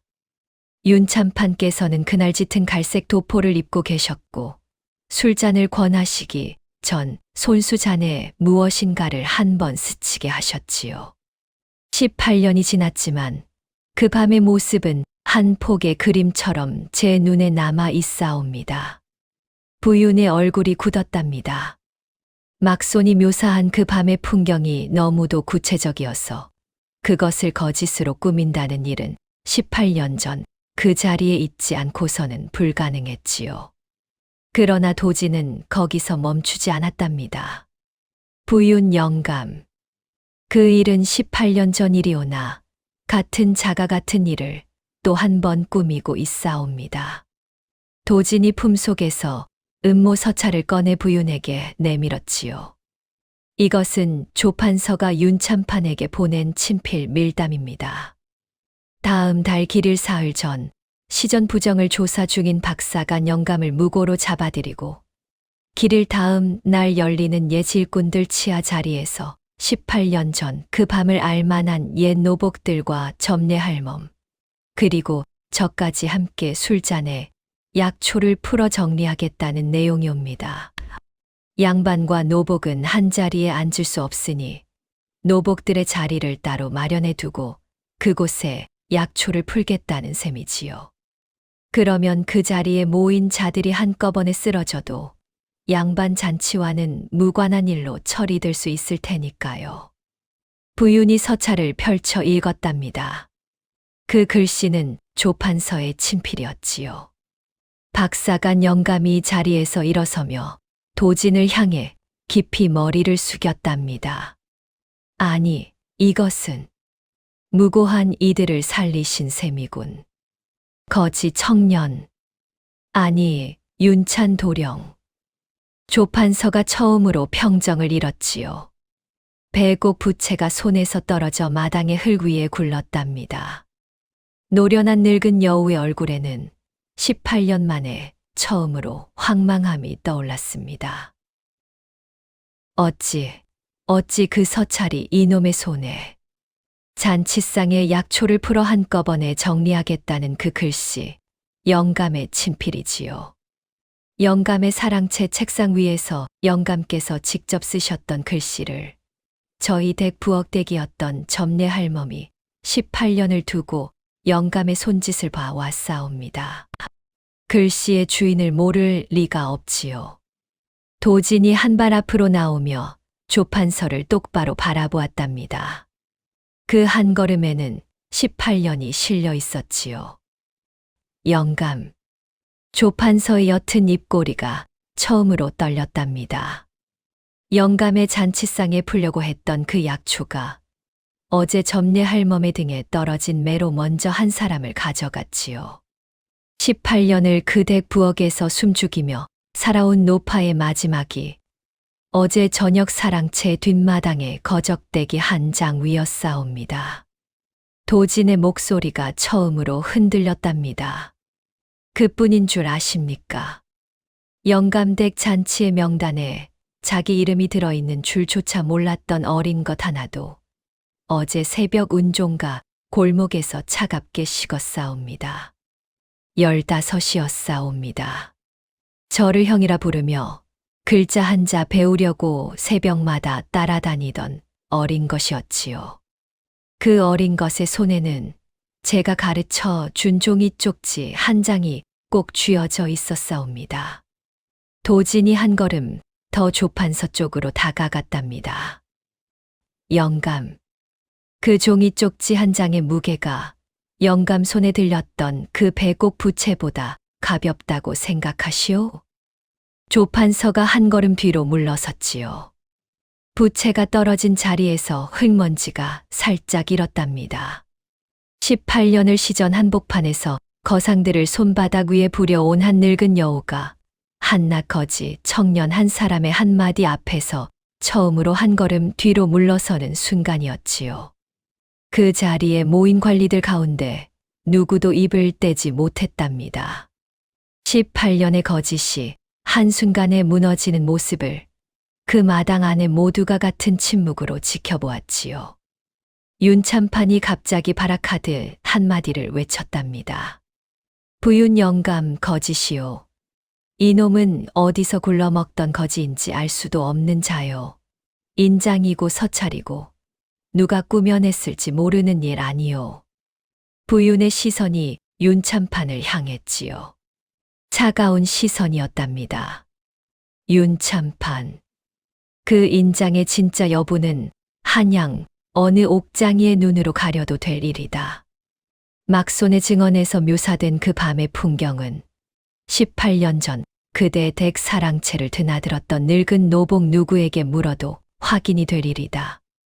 그리고 조판서의 친필 서찰은 한양 어느 서고에 보관된 그대들의 다른 서찰과 대조하면 그 글씨를 가릴 수가 없는 일이지.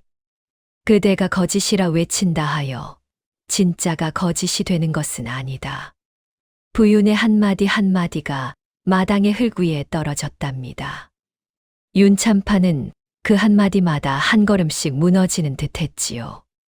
게다가 윤참판, 부윤의 목소리가 더 차가워졌답니다. 어제 저녁 그대 댁 사랑채 뒷마당에서 노파 한 사람이 매를 맞아 숨을 거두었다 하는데 사실인가? 그리고 같은 날 밤 한양부윤청에 명을 넣어 어린 거지 하나를 잡아 끌어가게 한 일이 있었다 하는데 사실인가? 윤참판이 마침내 무릎이 휘청거렸답니다. 그 입에서는 더 이상 어떤 말도 나오지 못했지요. 부윤이 자리에서 일어섰답니다. 한양관아의 위엄이 그 한 사람의 자세에 그대로 실려 있었지요. 윤대일, 조태성. 부윤의 목소리가 마당 끝까지 닿았답니다. 두 사람을 결박하라. 18년 전 윤대감 독살건과 시전 부정 및 박사간 무고 음모건, 그리고 점례 삼돌이 살인건. 세 건을 한꺼번에 다스리겠노라. 포졸들이 윤참판과 조판서를 동시에 잡아 결박했답니다. 윤참판의 가시 떨어져 마당의 흙 위에 굴렀고 조판서의 도포 자락이 흐트러진 채 무릎이 꿇려졌지요. 두 양반이 같은 마당에서 같은 자세로 끌려나가는 모습은 18년의 거짓 위에 세웠던 두 가문의 권력이 한꺼번에 무너지는 풍경이었답니다. 윤참판이 마지막으로 도진을 향해 무엇인가를 외치려 했지요. 그러나 그 입에서 나온 것은 말이 아닌 잠긴 신음뿐이었답니다. 형의 눈매를 꼭 닮은 한 청년의 시선이 18년을 가만히 묻어두었던 그 죄의 무게를 그 자리에서 모두 들춰내고 있었으니까요. 마당의 한쪽에서는 윤석호가 충격에 휘청거리는 모습이 보였지요. 자기 아버지가 큰아버지를 죽인 살인자라는 사실을 그 자리에서 처음 안 청년의 모습이었답니다. 양반 도포의 자존심이, 거짓 위에 세워진 한 사람의 자존심이 그 자리에서 한꺼번에 무너졌지요. 윤석호는 마당의 흙 위에 그 자리에서 주저앉아 한참을 일어서지 못했답니다. 조혜인 처자도 마당의 다른 한쪽에서 자기 아버지가 끌려나가는 모습을 멍하니 바라보았답니다. 정약 혼사의 비단 치마를 입고 있던 그 처자의 얼굴에는 자기가 알지 못했던 아버지의 정체를 처음 본 자의 충격이 떠올랐지요. 비단 치마 자락이 흙바닥에 끌리는 줄도 모르는 모습이었답니다. 도지는 그 모든 풍경을 가만히 바라보았답니다. 분노도 환호도 아닌 그저 18년 만에 처음으로 어머님 앞에 약속을 지킨 한 사람의 깊은 침묵으로. 다만 그 시선의 끝에는 어딘가 보이지 않는 두 사람이 함께 서 있는 듯한 무엇이 비쳤지요. 점례 할멈과 삼돌이. 그 두 사람이 보고 있었어야 할 풍경을 도진이 그 두 사람의 목까지 함께 바라보고 있었답니다. 부윤이 도진을 향해 말했지요. 윤찬 도령. 가문의 인장은 이제 그대의 손으로 돌아가는 것이 마땅하다. 가문의 가독도 그대의 자리도 본래의 자리로 돌아가는 것이 도리이니라. 도진이 두 손으로 진짜 인장을 받아들었답니다. 그러나 그 인장을 품에 넣지는 않았지요. 그저 두 손에 받쳐 들고 부윤을 향해 깊이 머리를 숙였답니다. 부윤 영감, 한 가지 청이 있사옵니다. 무엇이냐? 가문에 돌아가기 전에 먼저 어머님 산소에 들러도 되겠사옵니까? 그날 오후 도진은 거짓 차림 그대로 한양 외곽의 어느 산자락으로 향했답니다. 막손이 그 길을 안내했지요. 어머니의 시신이 묻힌 곳, 그곳은 막손이 18년 동안 혼자 가꾸어 온 작은 무덤이었답니다. 도진은 무덤 앞에 무릎을 꿇었지요. 거지 보따리를 옆에 내려놓고 진짜 인장을 무덤 앞 풀 위에 가만히 올려놓았답니다. 어머님, 도진의 목소리가 떨렸지요. 18년을 거지로 살았사옵니다. 어머님의 말씀대로 진실을 묻고 저 자신을 살리며 그러나 더 이상은 묻을 수가 없었사옵니다. 어머님께서도 이해해 주시리라 믿사옵니다. 막손도 무덤 앞에 함께 무릎을 꿇었답니다. 18년 만에 자기 주인의 무덤 앞에서 늙은 호위 기사는 마침내 한마디를 올렸지요. 마님, 약속을 지켰사옵니다. 산자락에서 내려오는 길, 도지는 운종가 한쪽 골목 어귀에 들렀답니다. 그곳에는 거지 무리가 어제 새벽 손수 만들어 둔 작은 흙무덤 하나가 있었지요. 삼돌이의 무덤이었답니다. 도진이 그 작은 무덤 앞에 무릎을 꿇었습니다. 삼돌아, 너의 이름을 내가 평생 잊지 않으마. 도지는 자기 거지 보따리에서 꼬깃꼬깃한 종이 쪽지 하나를 꺼냈답니다. 어제 새벽까지 삼돌이에게 가르치던 그 글자가 적힌 종이 쪽지. 그것을 무덤 앞 풀잎 사이에 가만히 놓아두었지요. 내가 마지막까지 배운 글자를 두고 간다. 다음에 다시 만나면 그 글자부터 같이 읽자꾸나. 며칠 후 윤찬이 윤씨 가문의 사랑채에 다시 앉았답니다. 머리를 단정히 다듬어 상투를 틀고 망건을 두르고 흰 무명도포에 검은 갓을 쓴 모습이었지요. 그러나 그의 옆에는 거지 보따리 하나가 함께 놓여 있었답니다. 18년을 등에 메고 다닌 그 보따리는 이제 사랑채의 한 자리를 함께 차지하고 있었지요. 윤차는 가주의 자리에 앉았지만 그 자리를 자기 혼자만의 것으로 여기지 않았답니다. 거지 시절 함께 살던 동료들 가운데 살아남은 자들이 가문의 외양간과 마당의 노복으로 들어왔지요. 점례 할멈의 작은 위패가 사랑채 한쪽에 모셔졌고 삼돌이의 이름이 적힌 작은 목패도 그 옆에 함께 놓였답니다. 가문에 돌아온 첫 보름은 새로운 정리의 시간이었답니다. 윤차는 가장 먼저 사랑채 한쪽에 작은 사당을 마련했지요.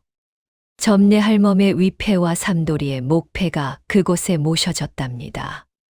그 옆에는 어머님의 위패가 새로 모셔지고 아버님 윤대감의 위패는 18년 만에 다시 그 자리에 돌아왔지요.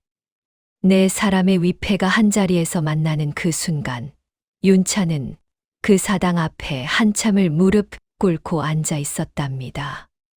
향이 가만히 피어오르는 그 자리에서 윤차는 처음으로 자기 본명을 큰 소리로 부르고 싶다는 충동을 느꼈지요.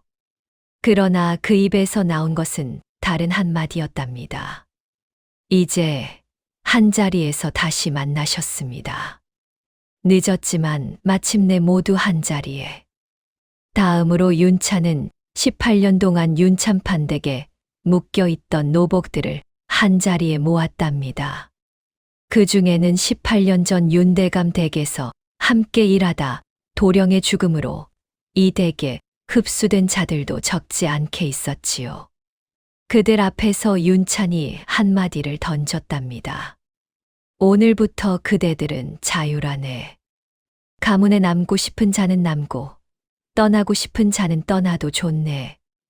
다만 떠나는 자에게는 18년의 노고를 갚을 만큼의 노자를 드리고 남는 자에게는 종이 아닌 가족으로 대하리라.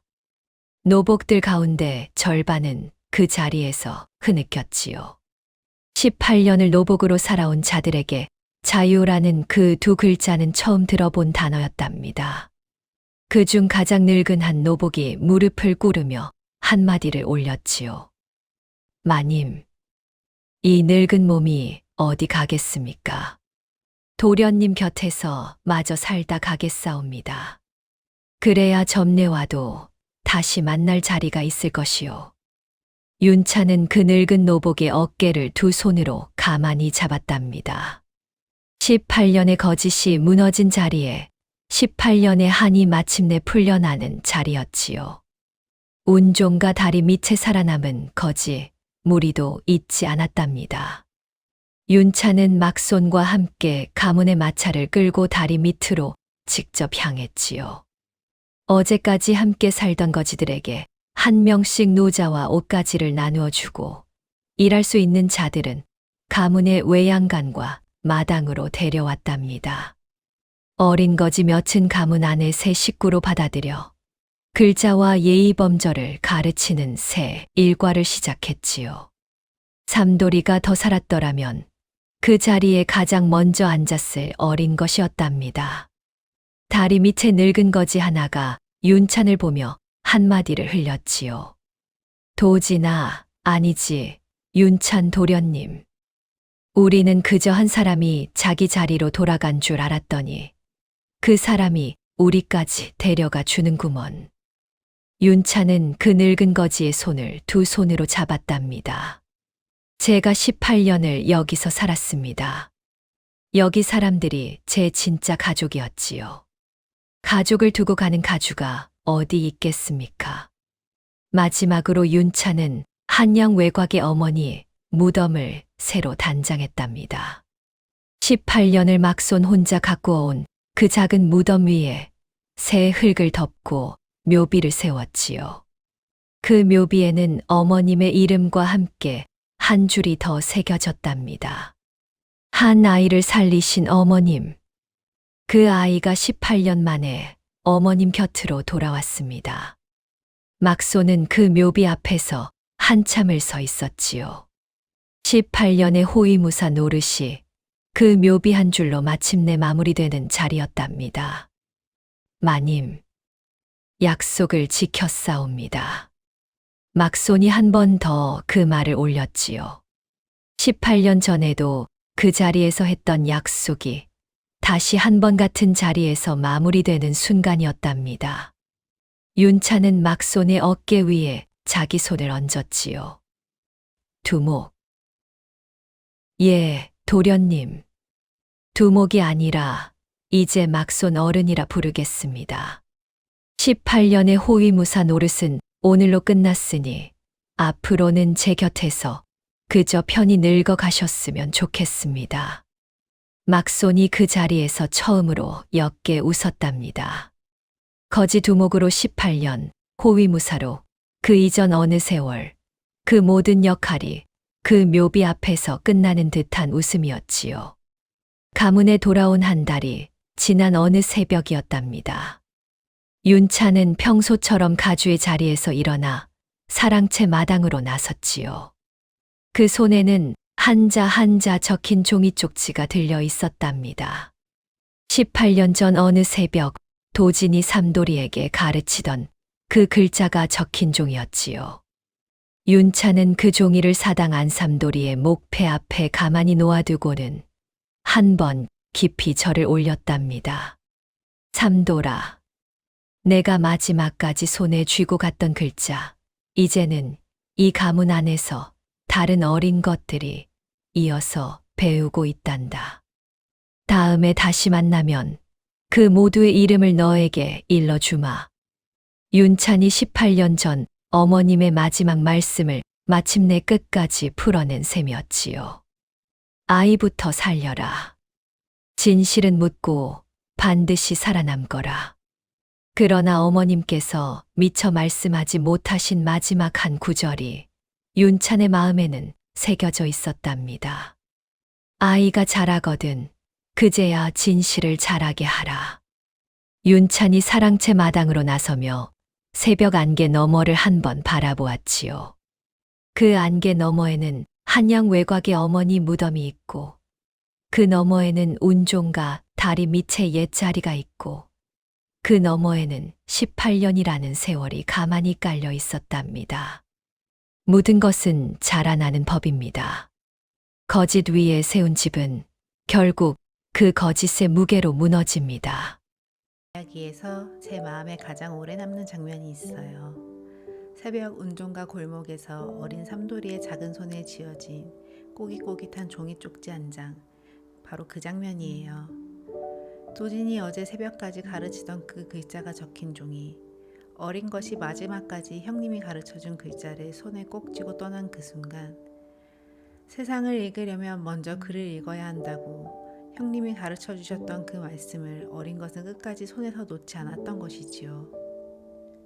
저는 그 장면에서 18년을 거지로 살아온 한 사람이 마침내 일어서야 했던 까닭이 무엇이었는지 가만히 알 것 같았어요. 분노만으로는 일어설 수 없는 무게가 있고 약속만으로도 일어설 수 없는 무게가 있는 법이지요. 어쩌면 사람이 마침내 일어서는 것은 자기 곁에서 떠나간 작은 손 하나를 다시 그렇게 보내지 않겠다는 바로 그 마음에서가 아니었을까 그런 생각을 했답니다. 모든 것은 자라나는 법이지요. 진실은 더욱더 그러하답니다. 여러분들께서는 도진의 이야기에서 어느 장면이 가장 오래 마음에 남으셨나요? 댓글로 들려주시면 정말 반갑겠습니다. 오늘 이야기를 마치며 도진이 살아낸 그 거리에 관한 역사 한 자락 가만히 더 들려드릴까 합니다.